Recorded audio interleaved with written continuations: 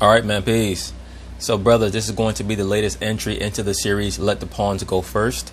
And this edition is going to be featuring none other than Mr. Thom Brenneman, the formerly illustrious baseball announcer associated with Fox Sports. You may have known him if you follow baseball.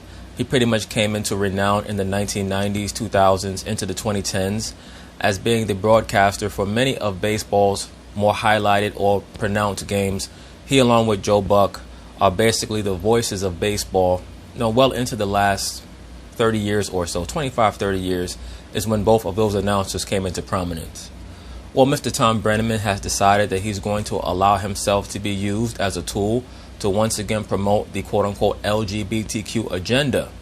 And as I stated in the other two entries into this series, brothers have to realize that many of these prominent performers, celebrities, stars, etc., are willfully allowing themselves to be shamed in public so that the overall agenda can be put forth, can be taken to a whole other level, can be further imbued into the subconscious minds of the masses at large.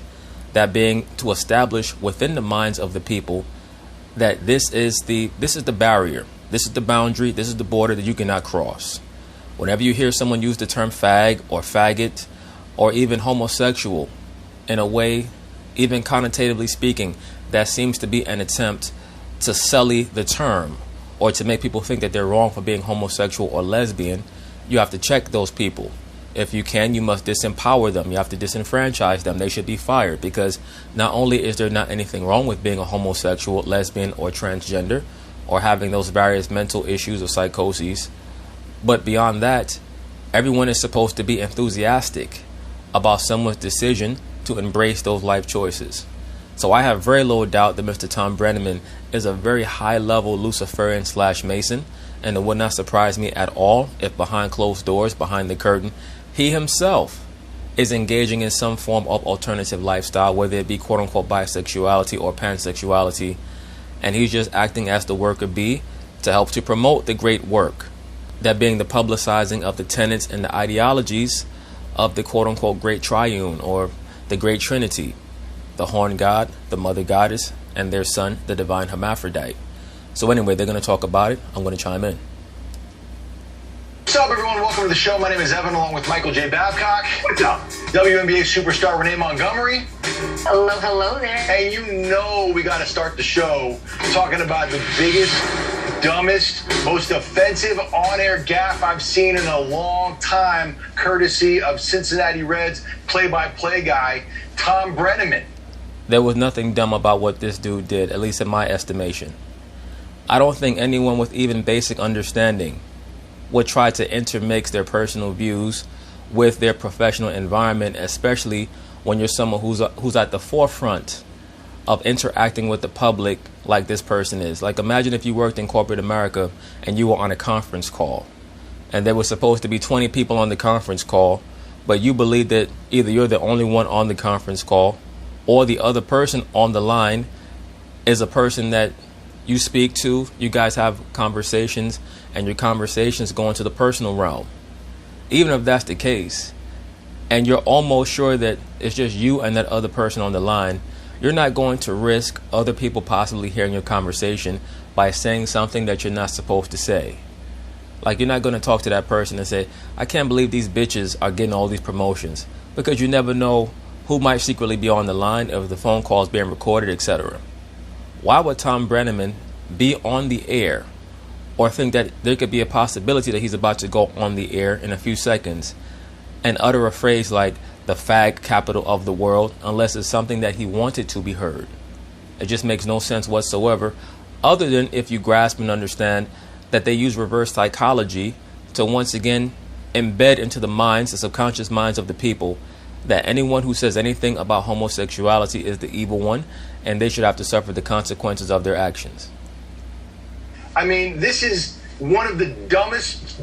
Everything about this is dumb. What he said. Well, everything about this is dumb if you interpret what occurred from a dumb perspective. His apology is dumb. He's dumb. I can't wait to get into this. So let's start at the beginning. He was calling the doubleheader in Kansas City. The Reds were playing. No disrespect to this dude, Thom Brenneman, but once again, it would not surprise me at all if this dude goes both ways, all ways, or whatever term you want to use. The vast majority of the notable figures that you see on TV are relatively high-level Luciferians. And the more famous they are, the higher the level of the Luciferian they are. People like Marv Albert and Mike Breen and this person, Thom Brenneman, they don't escape. They also have to embrace certain philosophies, certain ideologies, just to get on the air. The vast majority of talk show hosts, sports analysts, news broadcasters, etc., are either MK handlers, MK assets, or both. And in the first game, he got caught on a hot microphone. Now, as I always tell you, brothers, there's a reason why TMZ decides to use the photographs that they decide to use. If you'll notice, this person, Thom Brenneman, he's wearing what appears to be a Cincinnati Reds warm-up jacket. But if you'll notice, the insignia on the warm-up jacket is of an inverted pentagram. Now, of course, it's also a shooting star, quote-unquote a shooting star. But it's an inverted pentagram. It's for the quote-unquote goat head. Using a homophobic... And, of course, he's also wearing the black, white, and red ensemble. So they're communicating to those in the know on a subconscious or subliminal level, while the commentators here communicate with the regular people on a superliminal level. As I've told you, brothers, in the past, the black, the white, and the red are for the order of Pan, or for the worshippers of the quote-unquote great goat.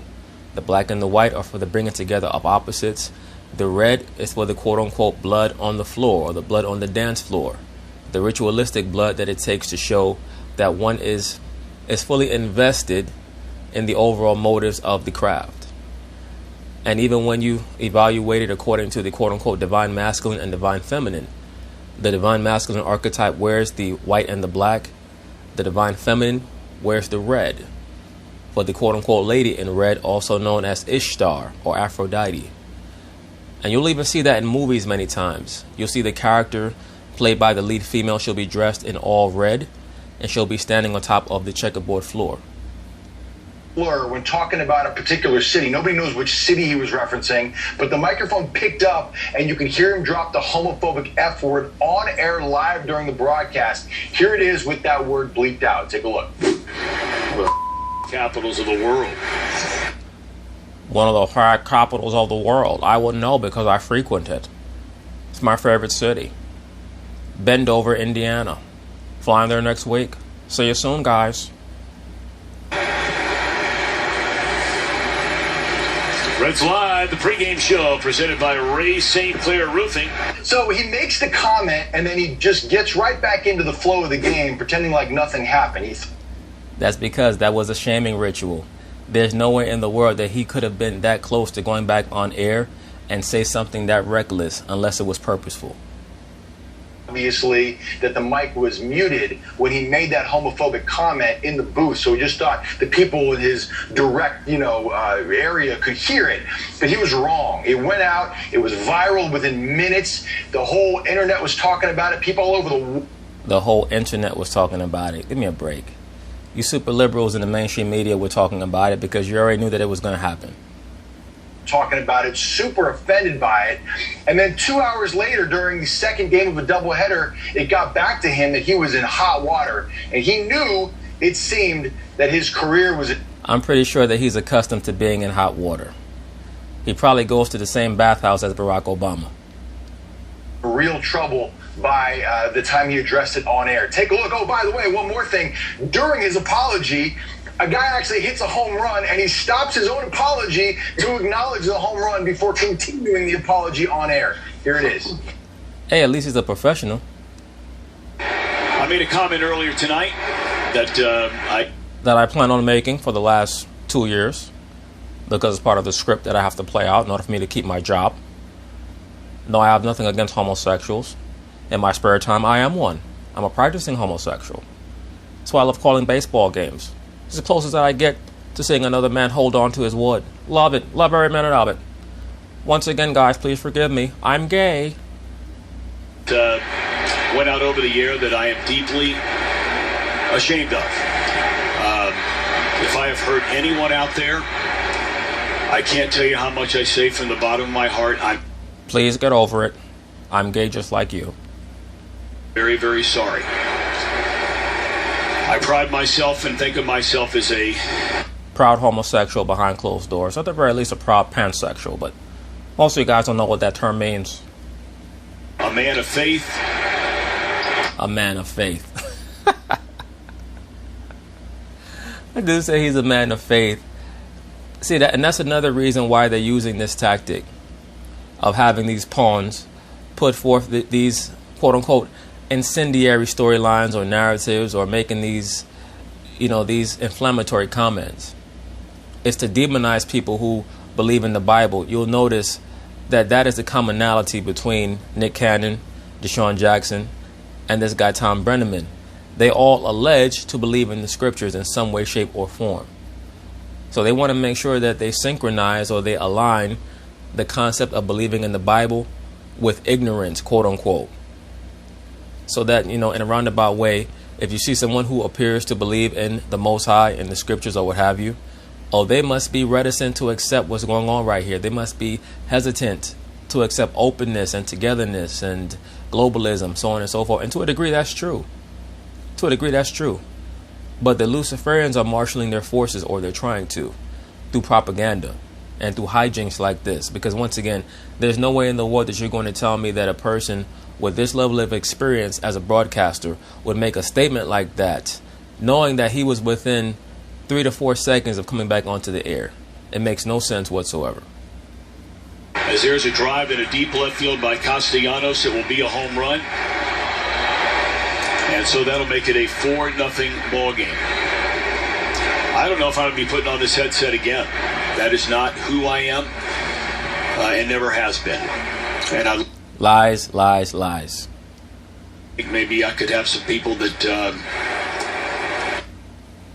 maybe some homosexuals could speak up for me. They should be familiar with me. They could back that up. I am very, very sorry, and I beg for your forgiveness. Oh, good Lord, Thom Brenneman. That was hard to watch. No, it wasn't. It was a good performance. It was almost as good a performance as Jada Pinkett Smith's performance with Will Smith. Everything about that whole thing was hard to watch. And the reason I say that is because, first of all, hearing it was hard to watch. And then secondly, that apology, while he may have been so genuine, it just didn't feel like it.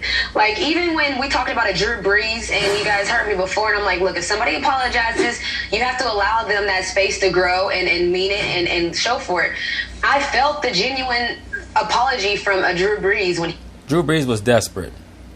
He knew that he had to repair the relationships that he had fractured or torn apart with his stances on the quote-unquote kneeling protests, as well as him trying to use the American flag as a facade, at least according to the perspective or in the minds of his detractors, the wokey-wokes. So he knew he had to repair that because, once again, 80% of his teammates are so-called black, and he needs those guys to believe in him if he wants to complete his mission of winning another championship. Because Drew Brees just needs to win one more championship for his name to be discussed completely differently. There's a huge difference in the NFL between 2 championships and 1, especially if you have all of the other stats that Drew Brees has. So he knows that he needs this. He also had to make things up with his wife, because his wife is one of the top gold diggers out there, as most of these quote-unquote celebrity wives are. But Drew Brees is someone who spends tens of millions of dollars on jewelry just for his wife. So his wife has a plan for him. Both he and his wife have plans for each other and for themselves as a unit.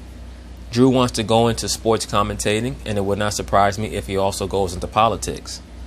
So he had to make sure that he convinced people that he was actually apologetic for his views. I'm sure that deep down he's not. But at this point in time, especially with the pro-black mafia having so much money behind them right now so that they can be properly used to reconfigure society, Drew is forced to capitulate. This person, Thom Brenneman, he's approaching his storyline from an entirely different angle.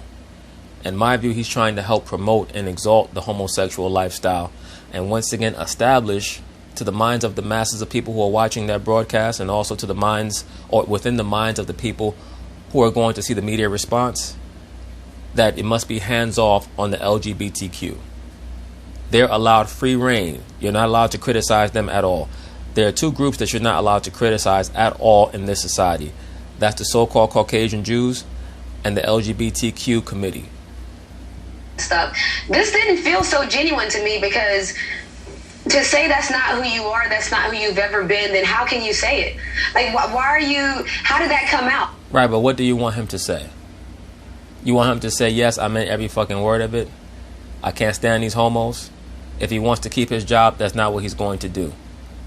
So this is what the quote-unquote cancel culture, the Marxist Inquisition subculture of the cancel culture, has created. This dynamic where people have to put out these fake apologies, even when that's not what they really mean. I don't even ever use that term. I don't use it at home. I don't use it at work. Of course you don't. You're a damn dyke yourself. You're a lesbian. Allegedly. In the comforts and the quiet parts of my house, in the shower, I don't use any type of slurs. So if it's not who you are, how did you say it? Yeah, that's where I agree with you, Renee. It's like what you say when you think no one is listening is who you are. And he made that comment thinking he was on a muted microphone. I think he didn't think he was on any damn muted microphone. He didn't give a shit. Revealed the kind of person he is. And I think that when he says something like, if I offended you, I think that's also a cop-out. You did. No, it's not a cop-out. That's his way of saying, all the people who may have heard my statements are not going to be offended. But if you are offended, I apologize for you being offended. And that's another tactic I'll probably be, I won't say starting a series on it, even though I might. I'm definitely going to address it in and of itself. There are many tactics that the woke culture likes to use to force people to adhere to their new standards of propriety. Whether it's the term optics, another term that they like to use is the right side of history. One of their favorite words that they love to throw out at anyone who disagrees with their agendas is the term empathy. In their view and in their definition of the word, empathy simply means that you're going to make as great an attempt as possible in understanding the pain of others. And the fact of the matter is that we're not all going to understand the pain of everyone else. But what we can do is make sure that we stick to and adhere to basic concepts of human civility and propriety. But at the end of the day, there's simply going to be certain things that we cannot empathize about. You might be sitting on the couch with your lady and you guys might be watching a movie or a TV show or what have you, and she may break down in tears. Just because you're not crying also, that doesn't mean that you're not empathetic. You understand what I'm saying? In order for you to show true and sincere empathy for someone else's pain, whatever it is that they're feeling or the response that they're giving to something has to fit in within your moral compass. If it does not fit in within your moral compass, you're not going to be truly empathetic to whatever it is they're feeling or that they're thinking. So in other words, if you just within your core do not agree with the lifestyle known as homosexuality and lesbianism, no, you're not going to be empathetic to what those people are offended by based on you speaking your true thoughts. So the term empathy is just another woke concoction that they're going to use on people to try to make them capitulate to the whims of the modern day liberal crowd and what they think they want this society to look like or think. So just watch out for that. They love to use that term empathy over and over again like a hammer over the head of people who are not going to agree with them and their liberal philosophies.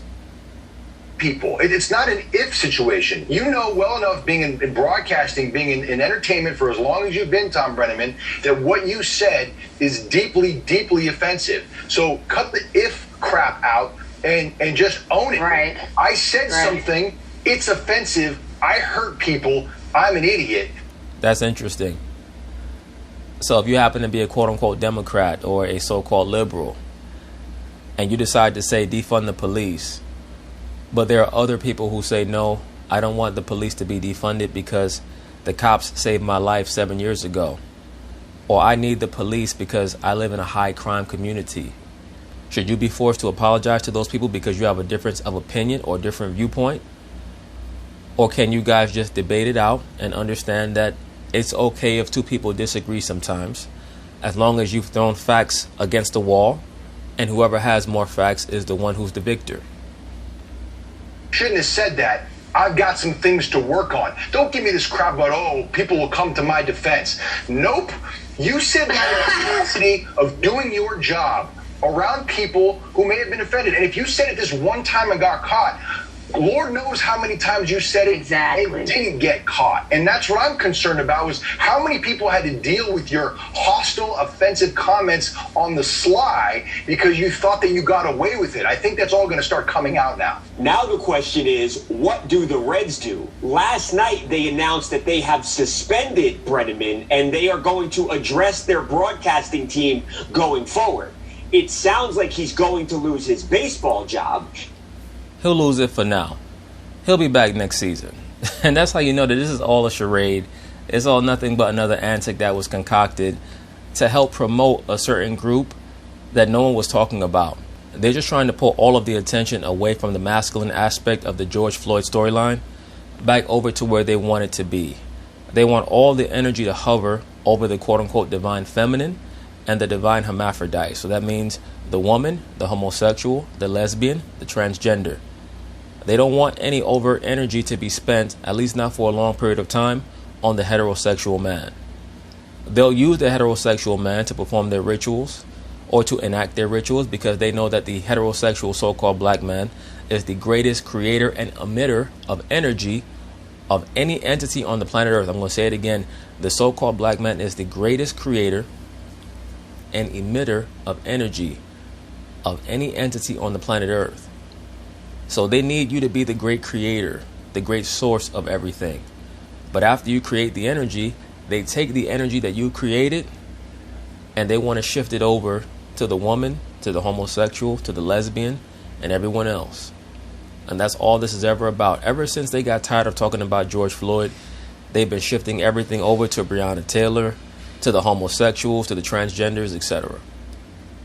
It matters worse for Thom. On a national scale, NFL on Fox just announced that he will not be part of their 2020 NFL coverage, which was a big-time job for Brenneman. Yeah, look, I'm not for canceling him and throwing him away forever. I'm really not. I'm upset with him.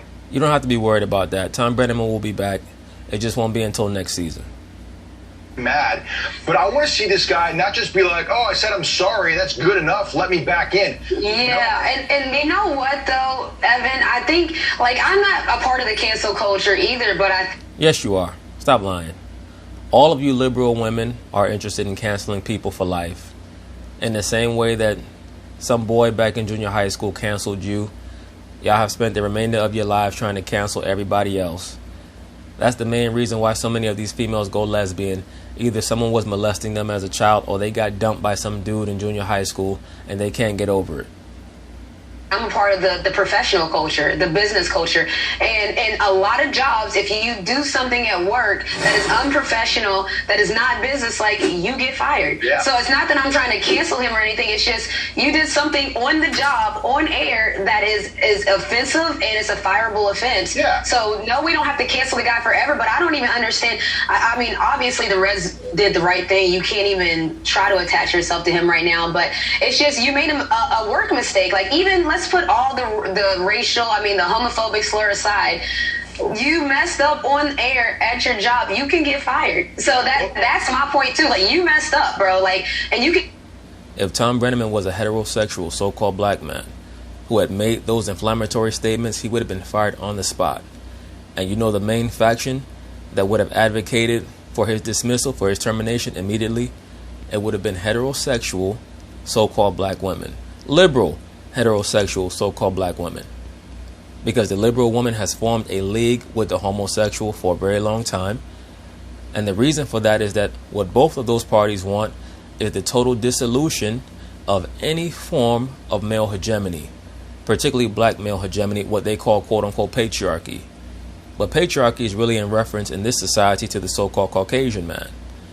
But they will have more mercy for someone like a Thom Brenneman than they ever would for a so-called heterosexual black male announcer. Because the attitude is, nigga, who the hell are you to have a view or a strong judgment on any demographic? You should just be happy to have a job. He was just pleading for his job. That's why I said it didn't feel as genuine as I wanted to, because it felt like he was like, I may never put on this headset again. Like, it felt like he was trying to plead for his job, not necessarily really apologizing to the people. Of course he just wanted to keep his damn job. I mean, you think someone would say something like that allegedly on air and then decide that they've been wrong about it 2 hours later when they were told that people heard it? Offended. Yeah, go in the community and hear the experience. What community? Homosexuals and lesbians, they don't have a community because they cannot procreate. At least hypothetically. Because remember, according to them, they're attracted to people of the same sex. They're not attracted to people of the opposite sex. So they cannot procreate, hypothetically. They go through and how hurtful that word is and how much it destroys people's lives when they use it, when that word is used against them and the discrimination that they face. Do the work, Thom. Do the work and then come back and maybe try to work your way back in again. But when they say do the work, they're talking about the great work, the quote unquote magnum opus. He's speaking in alchemical terms. First, before you start trying to save your job here, you messed up, you revealed something that was very hurtful, and you don't just get a pass on this one. But anyway, that's basically it on that. We'll see how things go with Mr. Thom Brenneman. It would not surprise me if he has to make some type of public statement when it comes to the advocacy of the quote-unquote LGBTQ community. So peace.